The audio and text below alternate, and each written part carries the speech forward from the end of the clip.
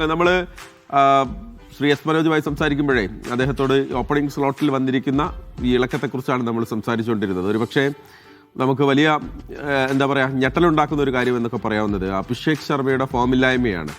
വളരെ പെട്ടെന്ന് റൺസ് എടുക്കുന്ന അദ്ദേഹത്തിനെ സംബന്ധിച്ചിടത്തോളം അദ്ദേഹത്തിൻ്റെ ഗ്രാഫ് വളരെ അതിനേക്കാൾ വേഗത്തിൽ താഴേക്ക് പോകുന്നതാണെന്ന് കഴിഞ്ഞ കുറച്ച് മത്സരങ്ങൾ. പക്ഷേ അഭിഷേകാണ് ഒറ്റ മത്സരം മതി തിരികെ വരാം എന്ന് നമുക്കറിയാം. പക്ഷെ അപ്പോഴും 5 മത്സരങ്ങളിൽ ഏതാണ്ട് 7 ഇന്നിങ്സുകളിൽ 5 മത്സരങ്ങളിൽ അദ്ദേഹം 0-ന് പുറത്തായി എന്നുള്ളതാണ് ഞാൻ തുടക്കത്തിൽ പറഞ്ഞ ഞെട്ടൽ എന്നുള്ളത്. അപ്പോൾ എങ്ങനെയാണ് അദ്ദേഹം പുറത്തായത്? ആർക്കൊക്കെ എതിരെയായിരുന്ന മത്സരം എന്നൊന്ന് പറയാമോ? മഹേഷ്, തീർച്ചയായും നമ്മൾ ഈ ടൂർണമെന്റിലേക്ക് വരുമ്പോൾ, ഈ ലോകകപ്പിലേക്ക് വരുമ്പോൾ നമ്മുടെ തുറുപ്പ് ചീട്ട് എന്ന് പറയുന്നത് അഭിഷേക് ശർമ്മ തന്നെയായിരുന്നു.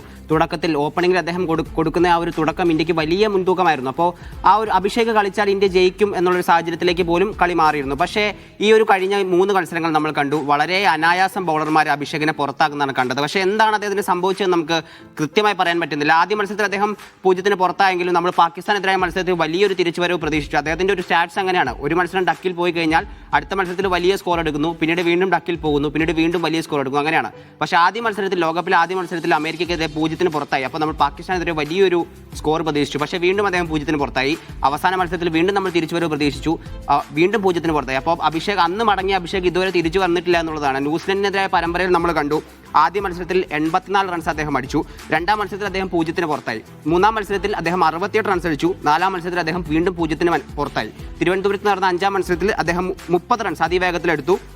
പിന്നീട് ലോകകപ്പിലേക്ക് വരുന്നു. ലോകകപ്പിലേക്ക് വരുമ്പോൾ ആദ്യ മത്സരത്തിൽ 0-ന് പുറത്താവുന്നു. അപ്പോൾ അദ്ദേഹത്തിൻ്റെ സ്റ്റാറ്റ്സ് നോക്കുമ്പോൾ അടുത്ത മത്സരത്തിൽ അദ്ദേഹം വലിയ സ്കോർ എടുക്കേണ്ടതാണ്. പക്ഷേ പിന്നീട് തുടർച്ചയായി ഡക്കുകളിലേക്കാണ് അദ്ദേഹം പോകുന്നത്. അപ്പോൾ വലിയൊരു കോൺഫിഡൻസിൻ്റെ പ്രശ്നം അഭിഷേകിനെ ബാധിച്ചിട്ടുണ്ട്. പക്ഷേ സൂര്യകുമാർ യാദവ് പറയുന്നത് അഭിഷേകിൻ്റെ ആ ഒരു കളിരീതി മാറ്റാൻ ഞങ്ങൾ അനുവദിക്കില്ല, അദ്ദേഹം അതുപോലെ തന്നെ കളിക്കും, അദ്ദേഹം കളിച്ച് ബാറ്റിൽ കണക്ഷൻ കിട്ടിക്കഴിഞ്ഞാൽ പിന്നെ എന്താകുമെന്നുള്ളത് നിങ്ങൾക്ക് തന്നെ ഊഹിക്കാവുന്നതാണ്. അതുകൊണ്ട് തന്നെ അഭിഷേകിനെ നമ്മൾ ആ ഒരു പൊസിഷനിൽ നിന്നും മാറ്റില്ല എന്നുള്ളത് തന്നെയാണ് സൂര്യകുമാർ പറയുന്നത്. പക്ഷേ ഇന്നത്തെ മത്സരത്തിലും കൂടെ അദ്ദേഹത്തിന് തിളങ്ങാൻ കഴിഞ്ഞില്ല ഉണ്ടെങ്കിൽ ഒരു പക്ഷേ അടുത്ത മത്സരത്തിലേക്ക് പോകുമ്പോൾ വലിയ വിമർശനം നേരിടേണ്ടി വരും. കാരണം അഭിഷേകിനെ ബാക്ക് ചെയ്യുന്നത് പോലെ വേറെ പല താരങ്ങളെയും ബാക്ക് ചെയ്തിരുന്നെങ്കിൽ അവർ ഇതിലും മികച്ച പ്രകടനം പുറത്തെടുത്തന്നെ. അപ്പോൾ അഭിഷേകിന് ഇന്ന് ഒരു നിർണായക മത്സരം തന്നെയാണ്. മറിച്ച് തിലക് വർമ്മയുടെ കാര്യം നമ്മൾ പറയണം. തിലക് വർമ്മ അദ്ദേഹം 30 റൺസും 35 റൺസും ഒക്കെ എല്ലാ മത്സരത്തിലും എടുക്കുന്നുണ്ട്. പക്ഷേ അദ്ദേഹത്തിന്റെ സ്ട്രൈക്ക് റേറ്റ് വളരെ കുറവാണ്. മധ്യനിരയിൽ അദ്ദേഹം വിക്കറ്റ് നഷ്ടപ്പെടുത്താതെ കളിക്കുന്നുണ്ടെങ്കിൽ പോലും വലിയ സ്കോർ, ഇപ്പോൾ ദക്ഷിണാഫ്രിക്ക, ന്യൂസിലൻഡ്, ഇംഗ്ലണ്ട് പോലുള്ള ടീമുകൾക്കെതിരെ കളിക്കുമ്പോൾ ആ ഒരു സേഫ് സ്കോറിലേക്ക് നമുക്ക് എത്തിയിട്ട് കാര്യമില്ല. ഒരു വലിയ സ്കോർ എത്തിയാൽ മാത്രമേ നമുക്ക് ആ ഒരു മത്സരം ജയിക്കാൻ കഴിയുള്ളൂ. അപ്പോൾ